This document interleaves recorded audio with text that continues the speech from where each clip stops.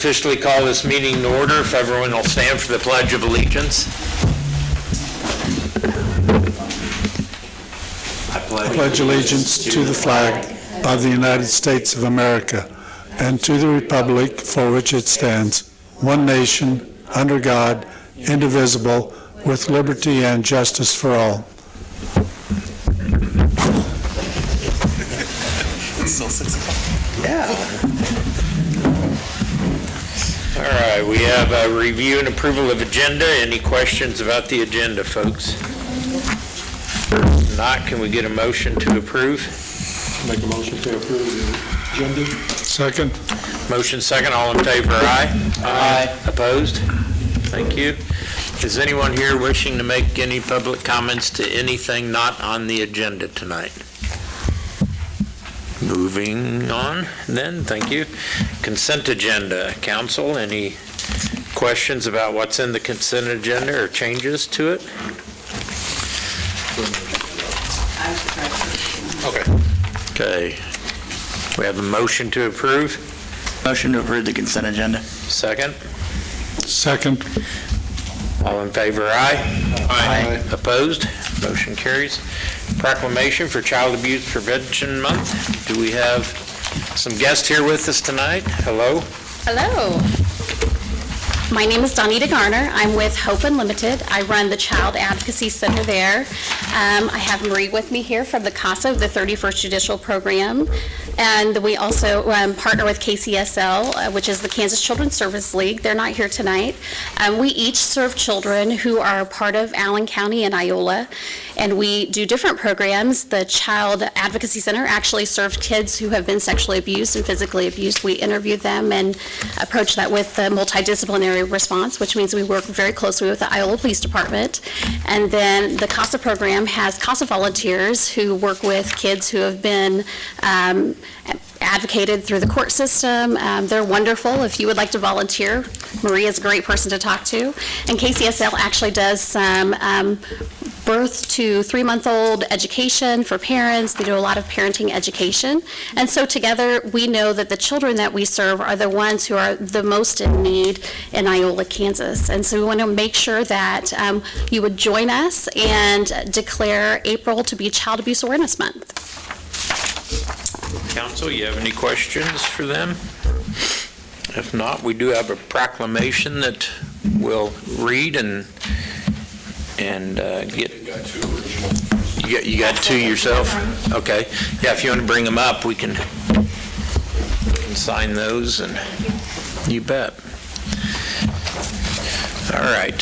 Whereas our children are our most valuable resources and will shape the future of Allen County, and whereas child trauma, including abuse and neglect, is a serious problem affecting every segment of our community, and finding solutions requires input and action from everyone, and whereas childhood trauma can have long-term psychological, emotional, and physical effects that have lasting consequences for victims of abuse, and whereas protective factors are conditions that reduce or eliminate risks and promote the social, emotional, and developmental well-being of children, and whereas effective child abuse prevention activities succeed because of the partnerships created between child welfare professionals, education, health, community, and faith-based organizations, businesses, law enforcement agencies, and families. And whereas communities must make every effort to promote programs and activities that build strong children and families, and whereas we acknowledge that we must work together as a community in partnership to build awareness about child abuse and contribute to promote the social and emotional well-being of children and families in a safe, stable, and nurturing environment, and whereas prevention remains the best defense for our children and families. Therefore, I, Stephen French, Mayor of Iola, Kansas, do hereby proclaim April 2023 as Child Abuse Prevention Month. Thank you. We appreciate you guys and all the work you do to help us out every day. Can we get a picture with the City Council? Donna will always volunteer. You? Can we just step behind you guys? Yeah, if you guys maybe Step out back, and that way you're not in the wires. come out here.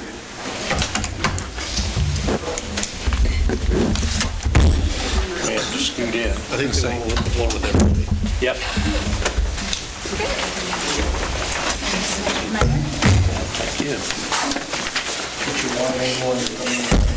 Please stand in front of me. You up on his shoulders? It's like a lineup. Count of three. 1,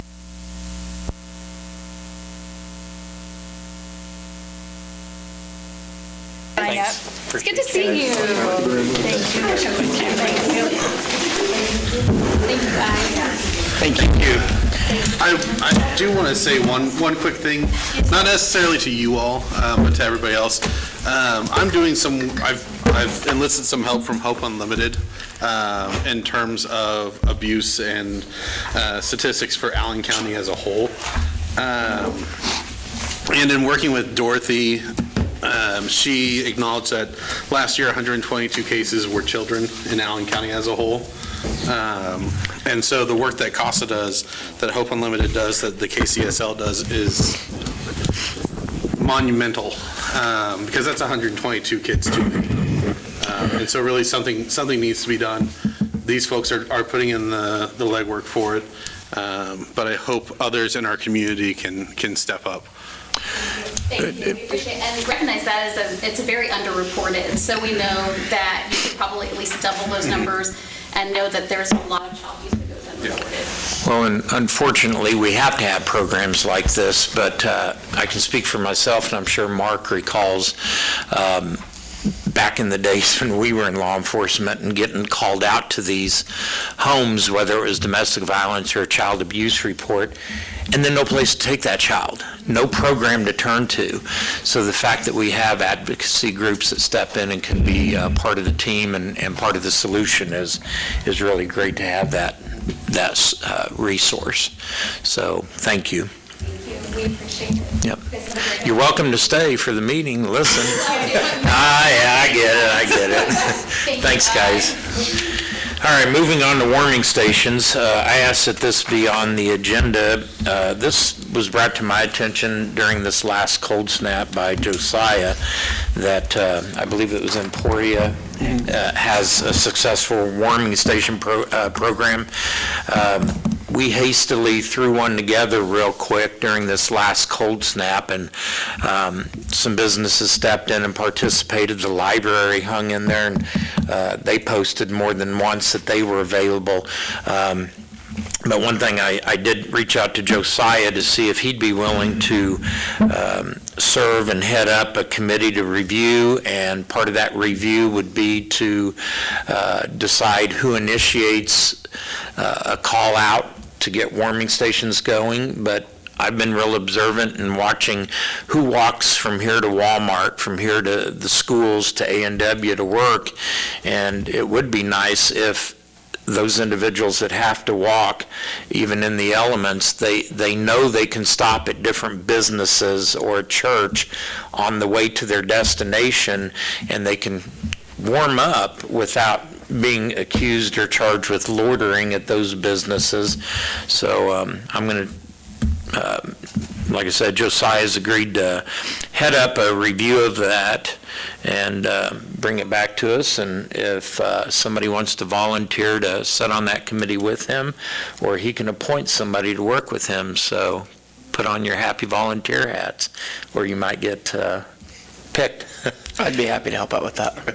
Thank you, Nick. You have anything you wish to add, Josiah? No, so for the most part, in research I've already done, and I'm hoping to do more research with the committee that gets put together with this, is that it's really used when the temperature goes below freezing. That is when it's most detrimental. We saw it this past winter more so when it was down in the negatives. And I don't know what the use was for the library. That's something I'd like to hear. With it being last second, did we have people using it? But it's definitely a concern, and most times it is just during operating hours to an extent of maybe 8 a.m. to 8 p.m. at the latest, with some restrictions. And so just if we can get some communities or community partners to participate as warming stations throughout the city, I think that's really helpful to anybody and everybody who might need them. Could we expand on that and make it countywide? Jason is one person I really do want on this just because of emergency management. That way we can post on, Iola's Facebook and all social media. Warming station, the cooling station, people that don't have air conditioners or Right. working, they can go someplace to cool off. And I think that this will lead into another discussion that's somewhat related in terms of just the condition of housing within the city. Because it's we're putting a Band-Aid on an issue, but how do we fix it at the end of the day? Because some houses might not be up to code. So that's a conversation for another day. Don't want to bog down today with that conversation. So, yeah. Today's more to say that it's going to happen, and I appreciate your willingness to head that review up. So thank you, and thanks, Nick, for being willing to work with him. Moving on, new business, electrical generation. Mr. Phillips.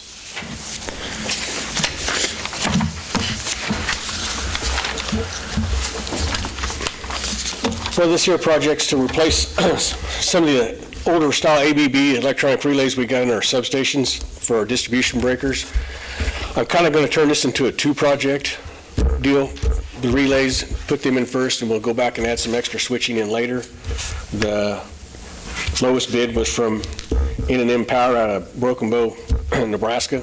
They came down and met with us 2 times. I think they're quite capable of doing a part of this first phase of it for us. I think Corey met with them. I think he agreed. The second phase will be mostly more protective devices for the relays that we're installing now compared to what we didn't have back in the 90s when we put the original ones in, which we'll tackle that a little bit later. Which substations will these go in, Mike? The North Sub, North Stover Sub, Oak Street Substation, a couple at the main plant out here, and basically almost all the substations. We're going to put one in out even south of town. Yeah. There's 12 in total, right? Yeah. And it does address all 12, I'm sorry. Excuse me? Is this in the budget? Yes. Yep. Yeah, we actually budgeted almost double for it. Yeah. I was going to say, I looked those up, and they're about $6,000 a piece, those relays. But these guys are coming in pretty reasonable. Have you worked with these before? No, I haven't. One of our partners in the group we're in up in Spetha, they have. And I've contacted them. They didn't say nothing bad about their work. They said they actually did everything they were supposed to do and a good job of work up there. So, yeah. Know if there's any supply issues? Well, we're not going to start the project till late September anyways, because we're going to have to, whenever we do, we got to double up a breaker, put more load on one, so we can't do that in the summer anyway. So that should give them plenty of time to get just the relays bought. Then when fall hits, we'll take As care I of it. say, when we visited one with the, I can't remember the gentleman's name, with this company, he was actually at the bid opening, and he mentioned the supply issue, but he thought September, our drop dead date in our contract, would work. So that's our anticipated start date is notice to proceed will be September 1, so. Is there any risk that if we divert one to the other, that's going to cause failure on the one that we're putting more strain on? No, that's why we'll wait till September when the summer heat and load's down so we can actually throw some more load on one.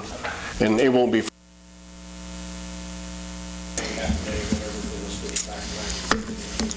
Yeah.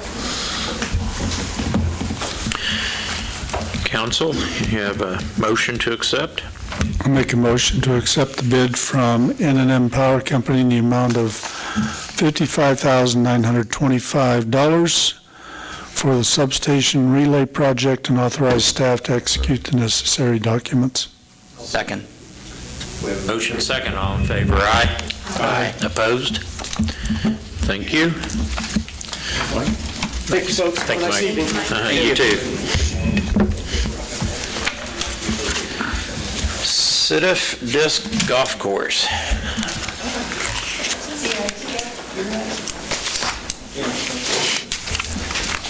Well, I'm going to give you a little history, which probably doesn't surprise you, but I was thinking about this when Chelsea emailed me and said that these guys had come, and I don't think any of you were here except Corey and Roxanne and myself and Barbara Anderson, and then John, who was with Thrive, because he helped us do the big grant that we got for the golf course.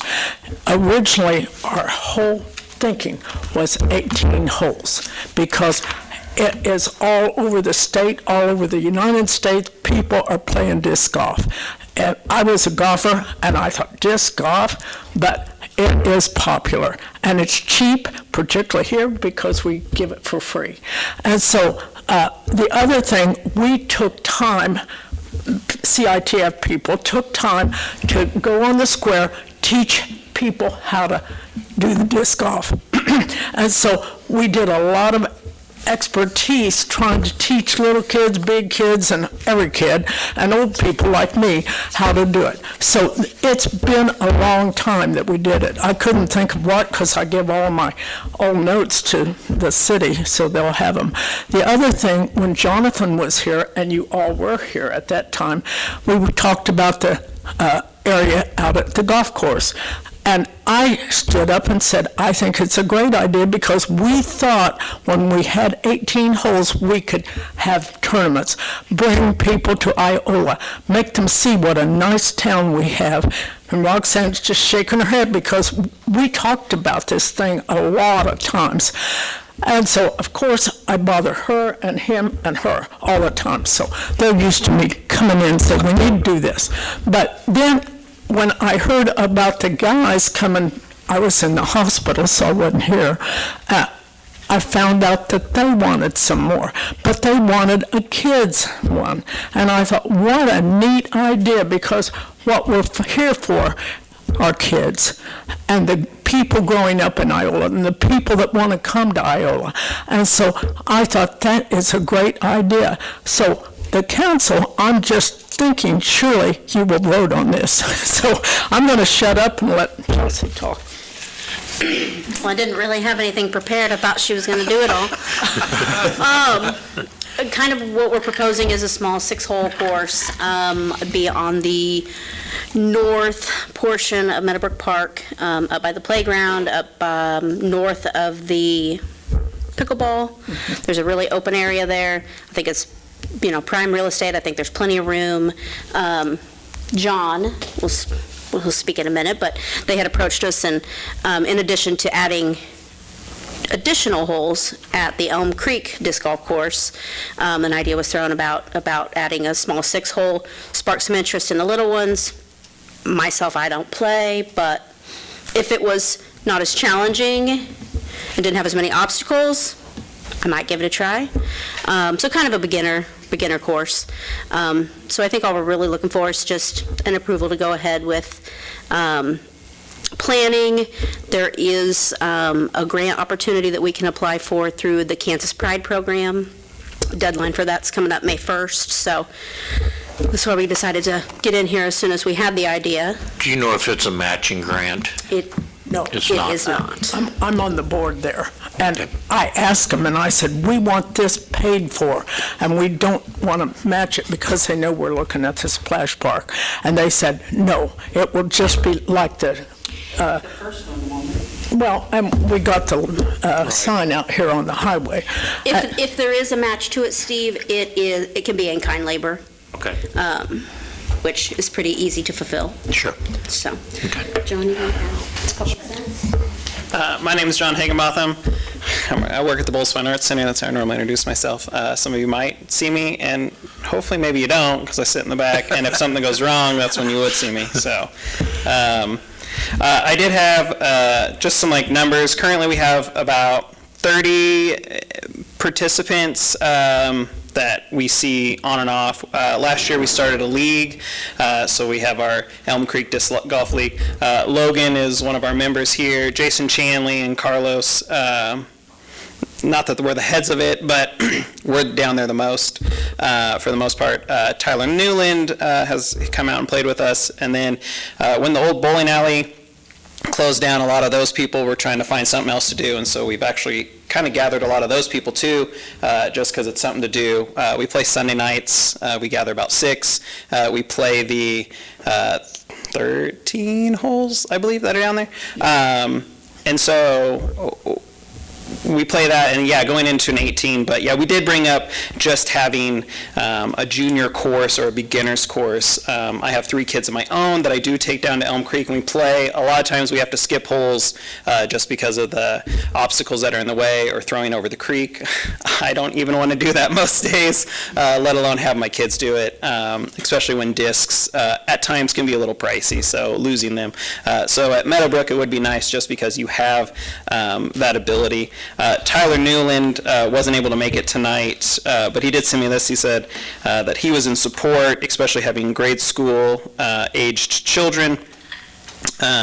It's a great place to have a starter course, one that doesn't have hazards and could potentially lose expensive discs, that you could play the full course and you wouldn't have to skip holes, and just having that beginner course, it just promotes more players to be able to come out and, you know, be able to go out there and have fun with your family and work on some different things.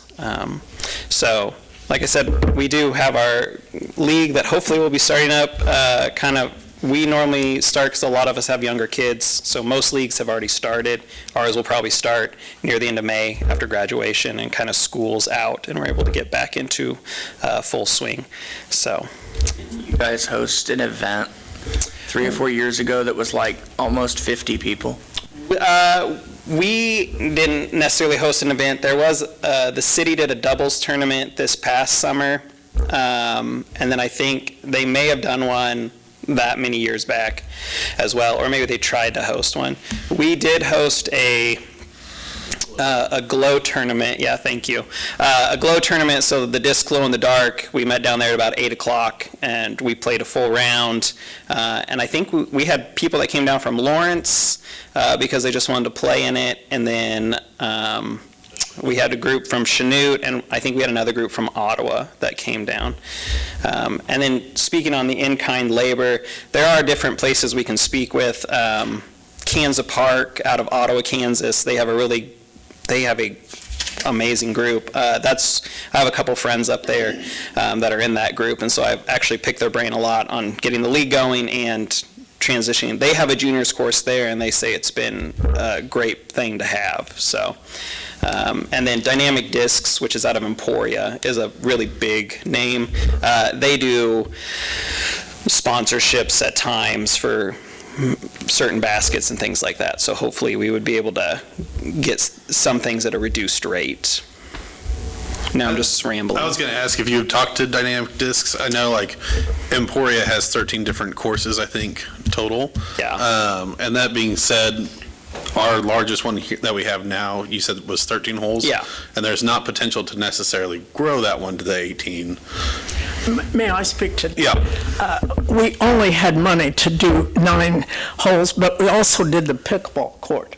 And so that was another thing that we included in that loan grant. So the thing about it is when we finally figured out we had enough to go across the bridge, then that's when we looked at it. And then I said, you know what? I played golf my whole life until I had my knees and shoulders done. There's people that can't, and men too, but mostly women could not throw across that creek. So I took Berkeley down there and said, come on, we got to figure out something over here where people can come out and do that. And so they figured it out, and they put the landing flat where they could easily go towards that hole and not have the problems. And as John said, there are problems for little kids. But that is another good area. It would be right across our splash park, right across this. And yes, it is in the flood zone, but we put the first disc golf course in the flood zone because it wasn't worth anything else. And so it gets wet when the water starts pouring out a creek. I go down there to look to see what Elm Creek's doing, and I'm thinking, okay, that's okay. It's not over their heads, but it just, we wanted that 18 hole because we thought, bring people to Iola.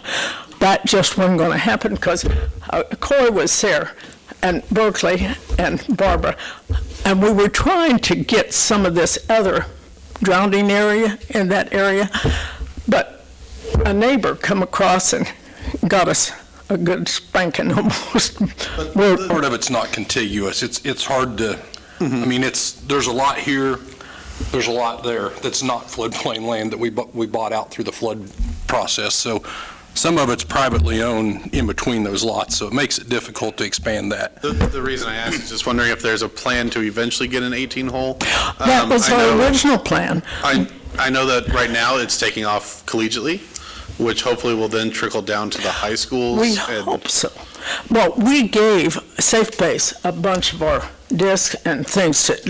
Safe Base has had that for... I think 3 portable ones that Safe Base uses every year. I don't know who teaches a class anymore, but they used to do it. They still do it some.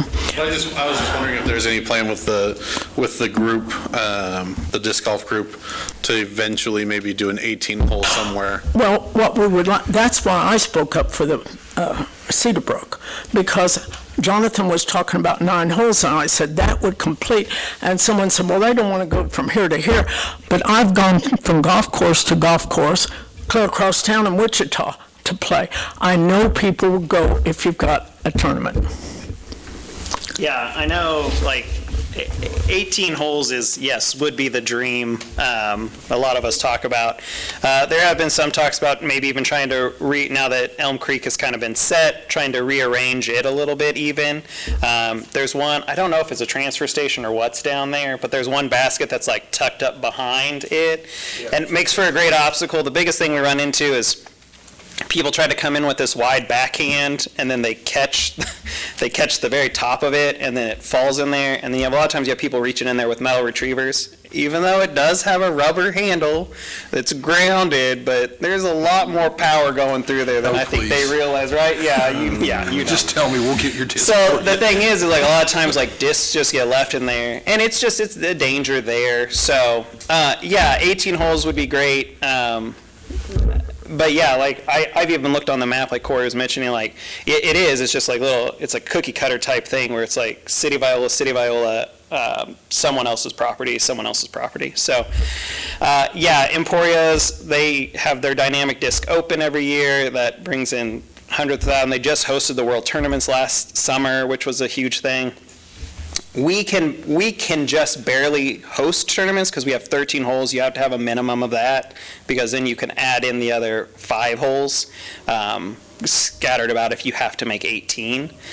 The other thing is like starting with a junior course, but then if we are able to work up to an 18-hole course, going into where you have different like tee pad locations or basket locations. But again, that's kind of like, at least as a group, that's like our big picture. I know a lot of people would want that right away, and if it's going to happen, I'm not going to get any arguments from me.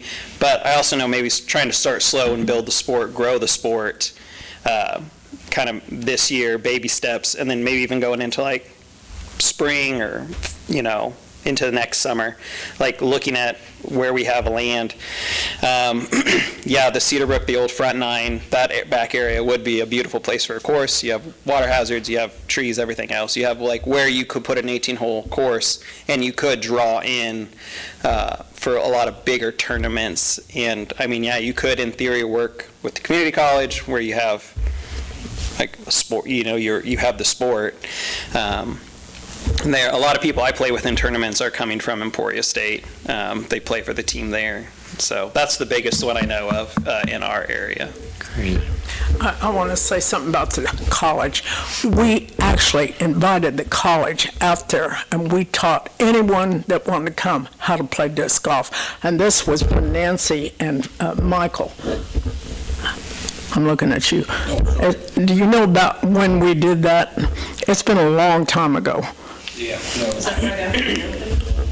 We had them come down and we taught them how to play it, and then we had kids helping kids.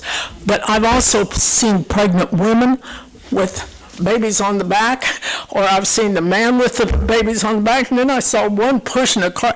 It is a popular thing. Now, we made it free for everyone when we wrote that grant because we wanted elderly people to do it too. I don't know that you have that many old people like I am, but there are a lot of people that use that. I really think it's a good thing for Iola. Thank you.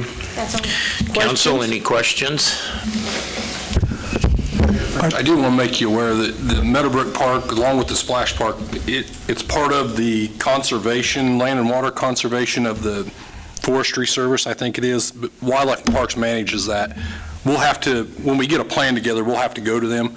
I spoke with them briefly this afternoon, and basically the agreement back in the 70s, they said that as long as it stays parkland and it doesn't, change, they really don't care, that we just got to give them the information. So there is some hoops that we'll jump through with this and the Splash Park eventually when it comes to fruition. At least from the disc golf side, if there's at Elm Creek, we have the concrete tee pads, which are the concrete tee pads that are really great. But you don't necessarily have to have that. So if it's like change of the land, you have to concrete in the baskets, but baskets can be removable with lock and key. So if they need to get removed, then they can.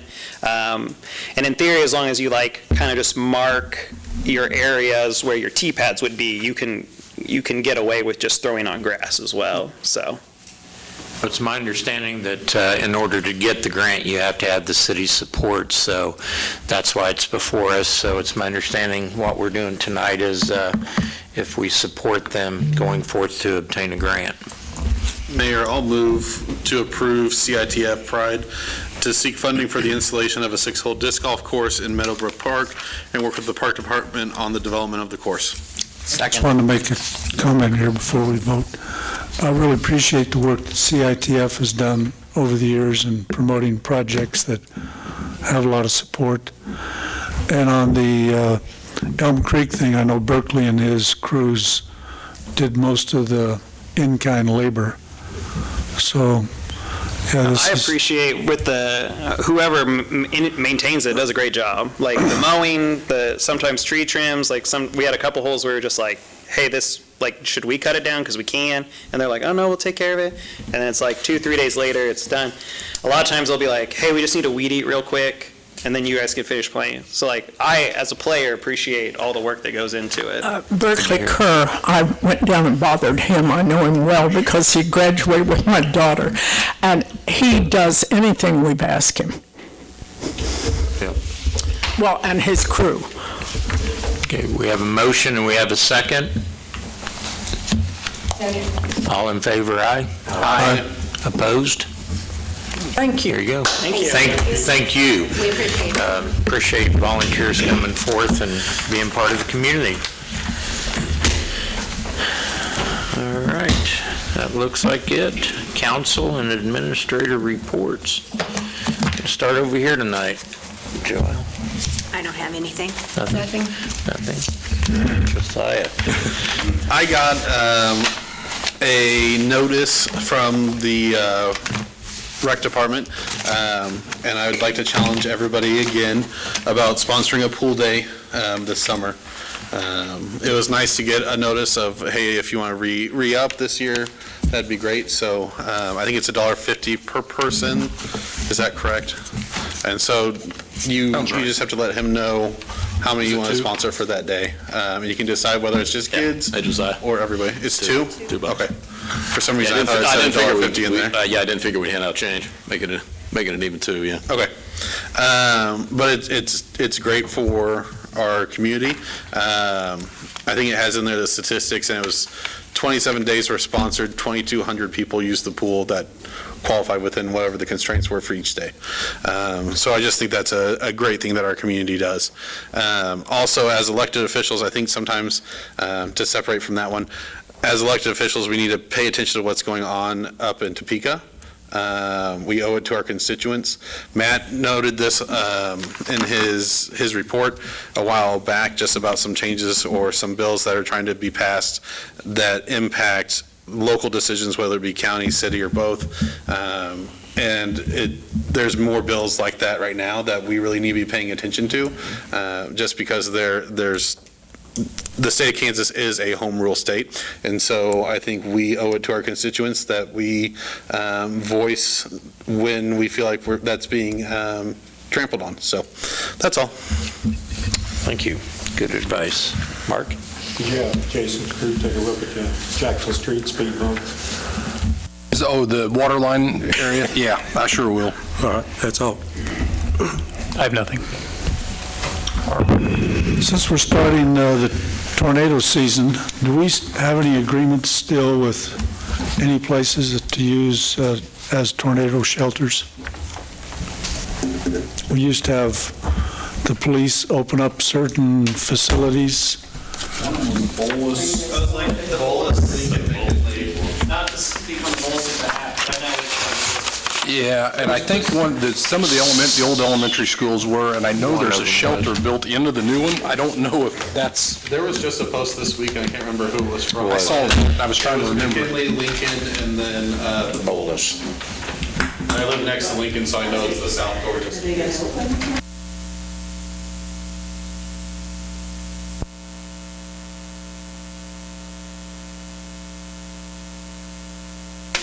as to what was existing. So I would imagine as long as the school district owns those, we'll still be able to utilize them. I'll check with Chief Warner. I don't have a good answer for that, Carl, tonight. But they used to open them up whenever there was not during a watch, but when there was a warning. Right. That's all I've got. Nick? I don't have anything. Nothing? Oh, grass clippings. Keep them out of the street. Yep. Corey, you have anything for us? All right. Matt? Let's see, April, 2nd. Trash pickup? Third. Third. A week from today is the 3rd, yeah. We're not going to pick it up on Sunday. Have it out. You can have it out the 2nd, but we'll start the spring cleanup on the 3rd. I know I take advantage of that. And then also the new fire engine, not the one that you purchased last week, but the CDBG is in.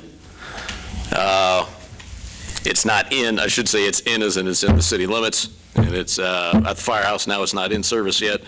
They're still doing whatever it is that they do on that. But it came in Thursday. I think it went out and saw it Thursday, and it looks every bit of $750,000. Good. So I think the plan to be, once we get it in service, we'll bring it down here and have you all check out what it is that you bought. Great. On the trash pickup, what's the last day? Friday at noon. Be Friday. This Friday at noon, last day to call in for pickup. Yes, 4910. Thank you. Yeah, that's all I have, Mayor. Roxanne, you have anything for us? I was just going to remind everybody to call in. All right. Council, motion to adjourn, second? Second. All in favor, aye? Aye. Not even gonna ask. I'm opposed. Thank you, everyone.